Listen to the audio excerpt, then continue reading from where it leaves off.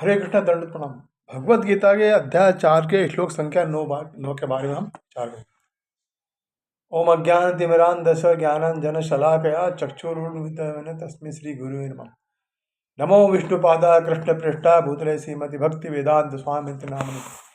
नमस्ते सरस्वते देवे गौरवाणी प्रचारणे निर्विशेषा शून्यवादी पाश्चात्य देश धारणे।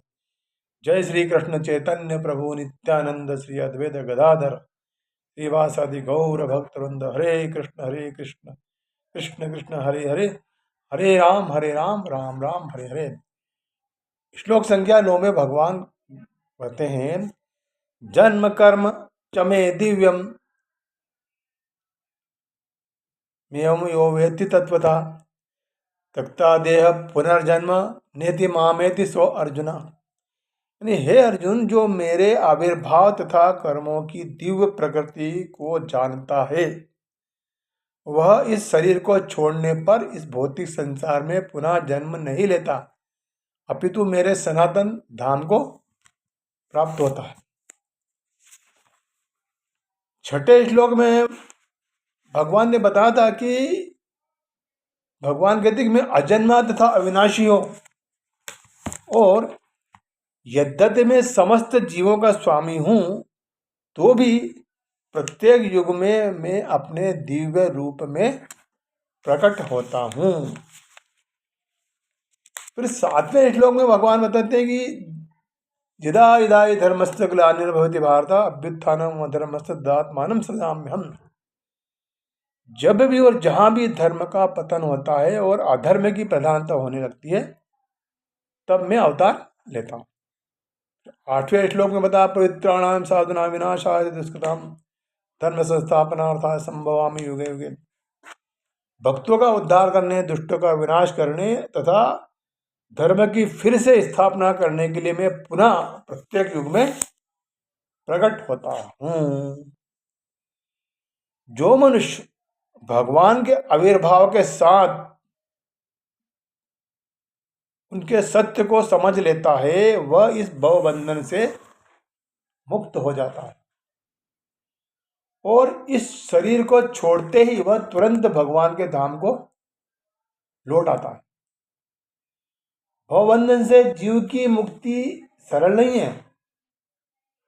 निर्विशेषवादी तथा योगी जन पर्याप्त कष्ट तथा अनेकानेक जन्मों के बाद ही मुक्ति प्राप्त कर सकते हैं। इतने पर भी उन्हें जो मुक्ति भगवान की निराकार ब्रह्म ज्योति है उसमें तादात्म्य करने पर के रूप में मिलती है। यह जो है ब्रह्म ज्योति से तादात्म्य आंशिक होता है और इस भौतिक संसार में पुनः जन्म लेने का भय बना रहता है। किंतु भगवान के शरीर की दिव्य प्रकृति तथा उनके कार्यकलापों को समझने मात्र से भक्त इस संसार में वापस नहीं आता मृत्यु के बाद, और उसे इस वापस संसार में लौटने का भय नहीं रहता। जो भगवान का भक्त होता है उसे ब्रह्म संहिता के 5.33 में बताया गया है कि भगवान के अनेक रूप तथा अवतारे अद्वैत अच्युतम अनादिमनंत रूपम। यद्यपि भगवान के अनेक दिव्य रूप हैं किंतु फिर भी वे अद्वय भगवान हैं। इस तत्व को विश्वास पूर्वक समझना चाहिए। यद्यपि यह संसारी विद्वानों तथा ज्ञानियों के लिए अगम्य है, जैसा कि वेदों में कहा गया है भगवान के बारे में, एको देवा नित्य लीला अनुरक्तो भक्त व्यापो यह अंतरात्मा। एक भगवान अपने निष्काम भक्तों के साथ अनेकानेक दिव्य रूपों में सदैव संबंधित रहते हैं। इस वेद वचन की स्वयं भगवान ने गीता के इस श्लोक में पुष्टि की है। जो इस सत्य को वेद तथा भगवान के प्रमाण के आधार पर स्वीकार करता है और शुष्क चिंतन में समय नहीं गंवाता, वह मुक्ति की परम सिद्धि प्राप्त कर लेता है।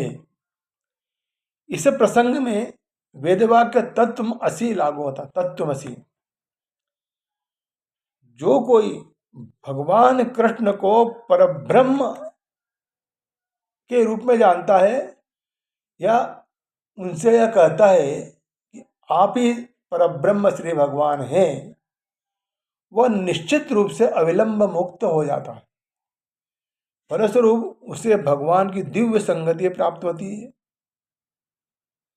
दूसरे शब्द में, ऐसा श्रद्धालु भगवत भक्त सिद्धि प्राप्त करता है। इसकी पुष्टि एक वेद वचन से होती है, जिसमें कहा गया है कि त्वमेव विदित्याति मृत्युमेति नान्य पंथा विद्यते अयनाय। श्री भगवान को जान लेने से ही मनुष्य जन्म तथा मृत्यु से मुक्ति की पूर्ण अवस्था प्राप्त कर सकता है।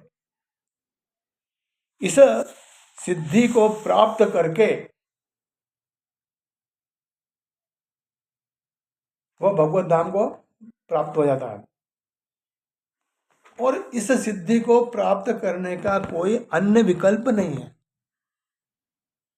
ऐसा शेषवात्तर उपनिषद में कहा गया। इसका कोई विकल्प नहीं। इसका मतलब यह है कि जो श्री कृष्ण को भगवान के रूप में नहीं मानता, वह अवश्य ही तमोगुणी है और मधु पात्र को केवल बाहर से लेकर चाटकर भगवत गीता की विद्वत्तापूर्ण सांसारिक व्याख्या करके मोक्ष प्राप्त नहीं कर सकता। ऐसे शुष्क दार्शनिक भौतिक जगत में महत्वपूर्ण भूमिका निभाने वाला ही मुक्त हो सकते हैं। पर ऐसे अभिमानी विद्वानों का भगवत भक्त की अहेतुक कृपा से प्रतीक्षा करनी पड़ती है। भगवत भक्त को भगवान की अहेतु की कृपा प्राप्त होती है, लेकिन शुष्क चिंतन करने वाले दार्शनिक को भगवान की कृपा प्राप्त नहीं होती। अतः मनुष्य को चाहिए कि श्रद्धा तथा ज्ञान के साथ कृष्णा कॉन्शियसनेस का अनुशीलन कर सिद्धि प्राप्ति करे। यही एकमात्र उपाय है। हरे कृष्णा। दंड